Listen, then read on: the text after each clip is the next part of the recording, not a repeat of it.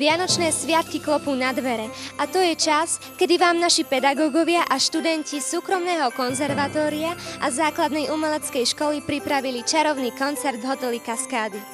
Každý z nás vie, že najkrajšie darčeky nie sú v škatuliach. Sú ukryté tam, niekde v hĺbke v nás. Dnes nám to dokázali aj naši pedagógovia a študenti svojimi výkonmi, na ktoré budeme ešte dlho spomínať. Ako sa ti dnes spievalo? Tak dnes sa mi spievalo ako vždy veľmi dobre a keďže som mala skvelé parťačky pri speve, tak to bolo podľa mňa super.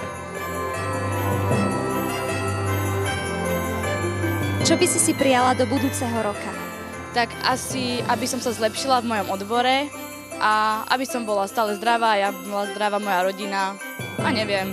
Aby sme boli všetci spolu a aby som dostal mobil konečne. A brat?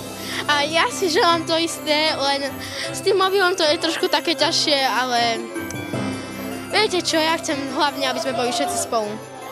Koncert je tradične spojený s krstom 5. knižky pre deti od autorky Julky Pinkovej.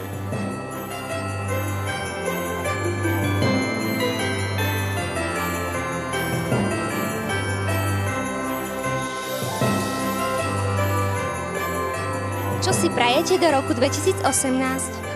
Ja si prajem, aby sme všetci boli hlavne zdraví, lebo keď budeme zdraví, tak budeme takto môcť koncertovať a čím ďalej, tým krajšie, lebo tento koncert, kde sme sa pristavili trošku pred tými Vianocami, bol prenádherný.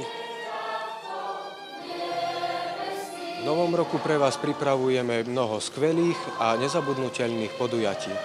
Želáme vám zo srdca krásne Vianoce, lásku, Šťastie pokoj a mnoho splnených snov. Pre Stred TV Ivana Uhrinová A Peter Goga.